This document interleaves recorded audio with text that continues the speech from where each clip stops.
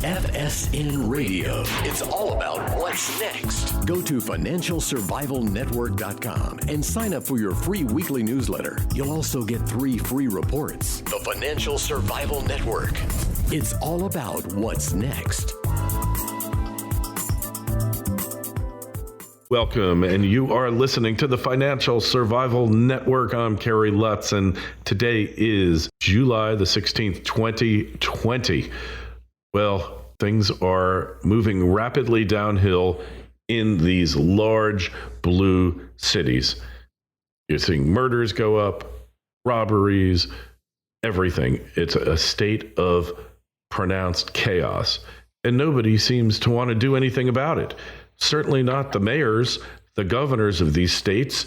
Look at what happened in New York. The looting, mass looting, the murder shootings have gone way high. The city spent decades improving itself, getting the crime rate down, really elevating the police. And where are we now? The place is circling down the drain. Well, this is leading to a new breed of community organizers. No, I'm not talking about the kind that our former president, the last occupant of the White House, the type of community organizer he was. No, we're talking about one that wants to bring the government to account and bring order and civility and sanity back to the cities. Talking about Michael Fischer. And Michael, your organization here is trying to kind of stem the tide here. The Central Park Civic Association, I'd venture to say that your membership is probably going through the roof, and we're thrilled to have you back on. Well, I appreciate that. It's my pleasure to come back on your show. Enjoyed the last time. The city right now is a complete disaster. I mean, I think that in some ways, Mayor de Blasio is getting his wish. I mean, he hates. That's what he wants. He says he hates. Yeah, he says he hates people that have money. He doesn't like people that live in $1 million apartments or billionaire buildings. He resents those types of people, and although those people do pay a lot of hefty taxes to enable him to fund his programs, but he hates those people. So a lot of these people are starting to say, you know what, I'm getting frustrated with the city. I don't think it's safe right now, but maybe we're going to leave. We'll sell the apartment and go somewhere else. Or maybe some people who are renting are saying, we're done. I'm done with the city. I'm going. I'm not going to pay these high rents anymore. I mean, it's unsafe. It's not the city. You walk around, you have a lot of places like the Ritz-Carlton that's boarded up. It's just right by Central Park South. It's not a pretty situation. So they're abandoning their rentals and leaving the city, or cutting deals with their landlord to leave the apartments and maybe pay another month's rent. This is just, in my opinion, is inexcusable what's happening. It shouldn't be happening in the greatest city in the world. It's a real dumpster fire. And by the way, what's your views on there? Tell us. We want to hear. KL@kerrylutz.com. That's the email address. So, Michael, as long as we have the existing leadership there, Mayor Comrade de Blasio and Killer Cuomo up there in Albany, is there any hope for any change?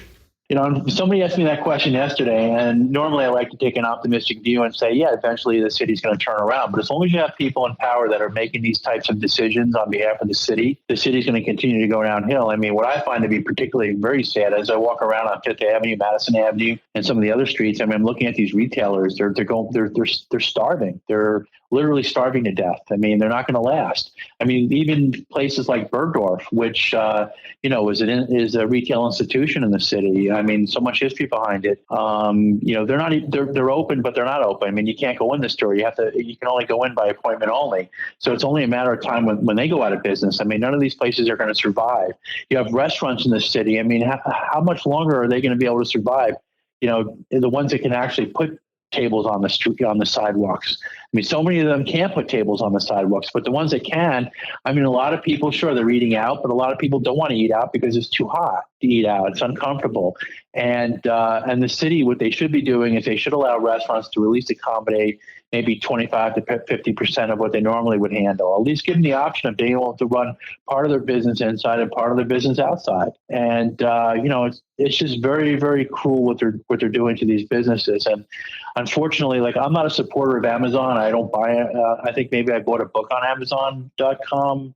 But, I don't really buy anything from them because I like to support small businesses. I like to support, businesses that are operating on the streets. And I just would hope that more people would buy less from Amazon and would actually support all these small businesses on the street so that they don't go out of business. They're suffocating. Yeah, it's shocking. And at the same time, the COVID death rate in New York State is minuscule. Not only has the curve been flattened, but it's all but gone.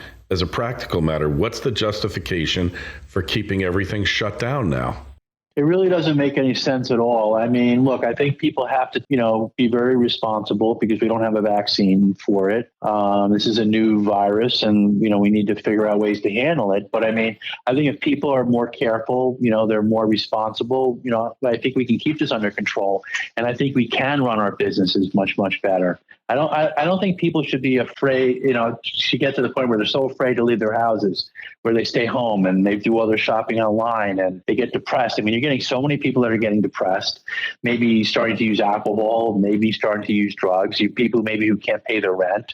And eventually they're going to become victims of being thrown out of their apartments and onto the streets. And my big concern, and I've been dealing a lot with the homeless crisis in New York, because the city does absolutely nothing to help the homeless. It's the worst since the Great Depression. But my biggest concern is you're going to have tons and tons of people living on the streets that are drug addicts and that become drug addicts or alcoholics, and there's nowhere for them to go. I mean, other than shelters, and these shelters people don't want to go to because they're unsafe. They get beat up when they go in, they get robbed. So they're going to be living on the streets and getting worse and worse, and the city has no rehabilitation programs to help them. So we're getting worse and worse and worse. So your original question, so how do I see things going? Unfortunately, as long as you have these maniacs and these powerful positions in these great cities like New York and Los Angeles, and all the other, Seattle and Portland and all these other cities, you're going to see things going downhill. And it's going to get worse and worse. We don't see the extent of the problem right now. You're going to see it multiply and multiply and multiply, where it's going to get so much worse. And I don't want to see that. I think we can avoid that. And I think that, unfortunately, what I'm seeing is a lot of the progressive Democrats are trying to frighten people, about the virus. They're trying to make people want to stay inside. They're making people miserable. I blame these politicians for destroying our lives right now. I really do. They're the ones that are responsible right now for destroying our lives, because they're saying things and doing things that are harming us mentally. And it's not good for anybody. Economically, and every other way. And every other way. You got to believe that this is de Blasio's intention. He must be thrilled. He wanted to tear the city down, and now he's doing it. It's intentional. I can't figure him out. I really can't.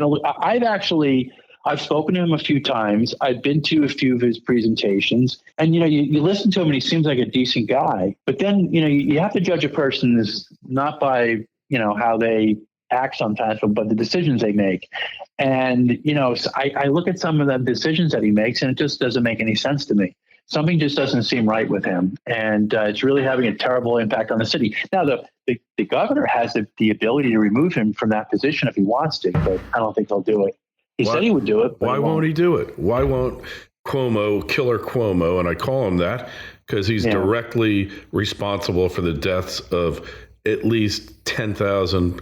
We don't even know how many people he's directly, we don't know the numbers because they've covered it up. And why isn't? But he doesn't say. But he's not. See, he's not taking ownership over that. No. He's trying to blame it on Trump. Like every politician in every city seems to somehow, some way blame it on Trump. It just I don't get it. Trump's not even working in those cities. I mean, he's not even there. I mean, how could he have done any of these things?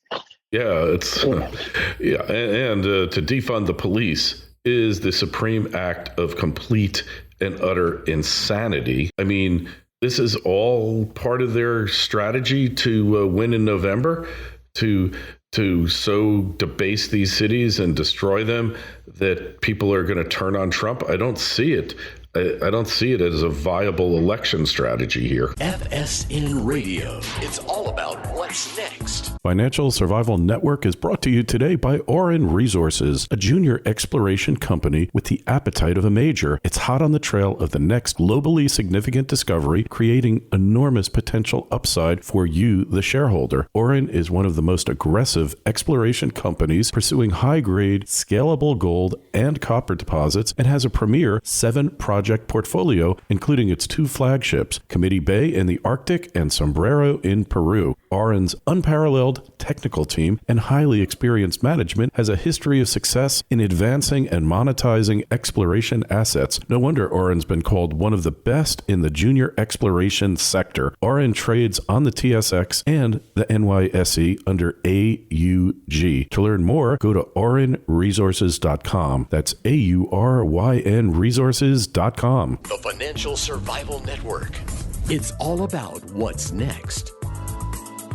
I don't see it as a good strategy at all. I think maybe now people are concerned that maybe Biden could win because of all the stuff that's being said about Trump. But I think that at the end of the day, I think people are frustrated with Biden. They know he's not a leader. They know he's got some issues, and people don't want to return to the bad economic times that we've had. When Democrats were in control. I think they understand that.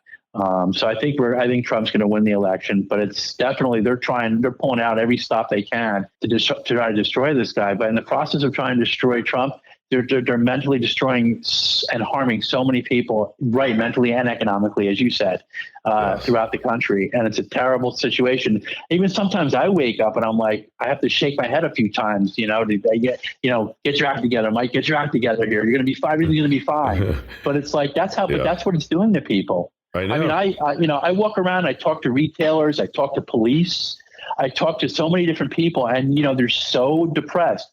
I mean, I was talking to some police officers over the weekend, and I said to them, I said, guys, I'm going to give you a piece of advice. And, and they both like looked at me very attentively. And I said, when you're out there on the streets, okay, do exactly what you were trained to do. Don't put yourself in a compromising situation where somebody else has a gun and you have to think 2 or 3 times about it before you respond. I said, if you do that, you're going to lose your life. And that's not what you want to do. And they looked at me and they said, thank you so much. Yeah. And these were two African Americans that I was speaking to on the force.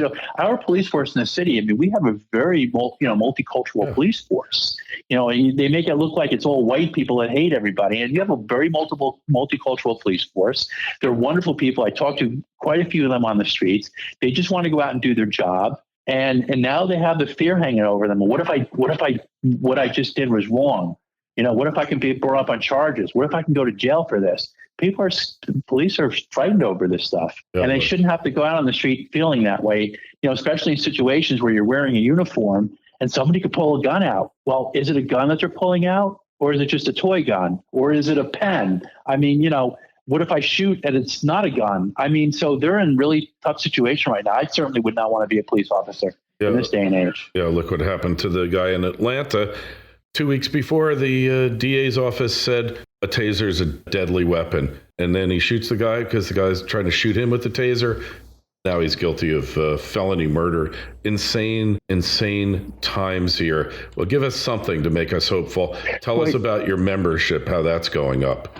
Well, we have a lot of people that are joining that contact me all the time. And I say, guys, I'm really busy right now. I'm really busy. I can't even talk, because I'm just trying to get the word out there on a lot of things about what's going on in the city. But no, we have a lot of people that are very in our community and other communities in the city that have contacted me that are very frustrated with what's going on, and they want change. They want to go. What everybody's saying? We just want to go back to the way New York was.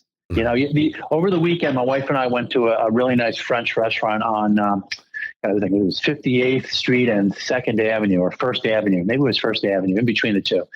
And you had to walk into the restaurant to get to the patio on the back of the restaurant. It's a beautiful patio with tables. And I said to my wife, I go, for the first time, I feel like I'm back in New York again. I just felt like it was back to normal because it felt like we were, even though we weren't eating in the restaurant, it was almost like you were in the restaurant, even though it was on a patio in the back.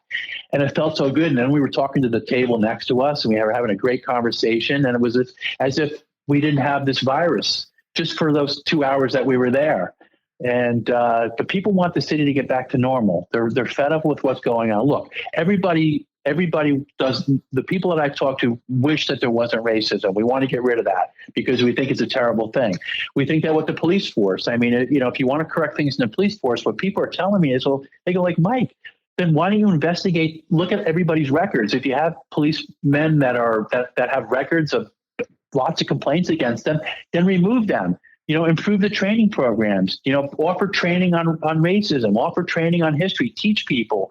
But by just arbitrarily, just like one person said, throwing a dart at a dartboard and saying, we're going to cut this budget by $1 billion in New York. In Seattle, we're going to cut it by $50 million. In Los Angeles, we're going to cut it by, $500 million. I go, that doesn't make any sense. You have to at least look at everything and say, well, what makes sense? I mean, where are we going to make the cuts? Where we can afford to make the cuts? I mean, the reality is, with the police department, I'll be willing to bet right now that they're probably, they don't have enough of a budget to run the police force properly. They probably need more money. And the other thing, and when somebody told me, and I totally agree with this, and they said, you know what? Politicians are telling everybody, like Black Lives Matter and all these other organizations, what they want to hear. They're telling them, well, we're going to cut it by $1 billion. We're going to cut it by $500 million. And this person said to me, but I bet you in a couple of months, they're going to add the budgets right back up and they're going to add the plainclothesmen back on the streets and the whole 9 yards. And they said to me, it's much worse that they're lying to these people. What they should be telling them is, we're not going to cut the police force, but we're going to make change so that we weed out the people that have problems where they provide the most danger of maybe harming people on the streets, and people who have a lot of complaints against them, we're going to get them off the police department, and we're going to provide lots of training. We're going to make things, we'll do things to try to prevent these things. But people are telling me, but you just can't arbitrarily cut the police force without making sense about it. It doesn't make any sense. Yeah, well, that they're not really interested in reform. They're interested in overthrowing the system and having a totalitarian socialist utopia.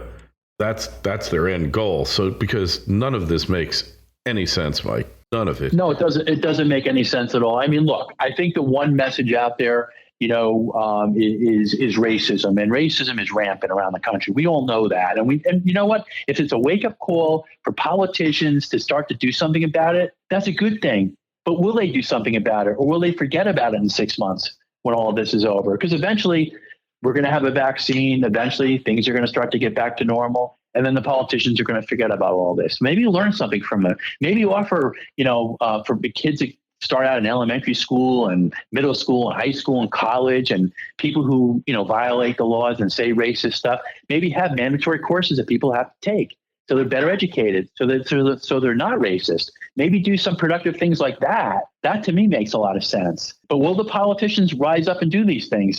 I don't see it. No. That's the sad thing. I blame the politicians for everything we're going through right now. All the problems that we're having right now, all these major problems, I blame them for it. And it's really a sad state of affairs. It really is. I'm inclined to agree with you. A complete absence of any meaningful leadership, any vision, any problem-solving skills. They just don't know how to do it. Well, we wish you the best of luck in your struggle here, Mike. Again, the site is centralparkcivicassociation.com. And any questions or comments about it, where you think all these blue cities are heading, email us, kl@kerrylutz.com, Twitter feed @KerryLutz, Facebook page, Financial Survival Network, and of course our website where you get your free newsletter, financialsurvivalnetwork.com. Good luck, Mike. Thank you very much. Thank you for your time.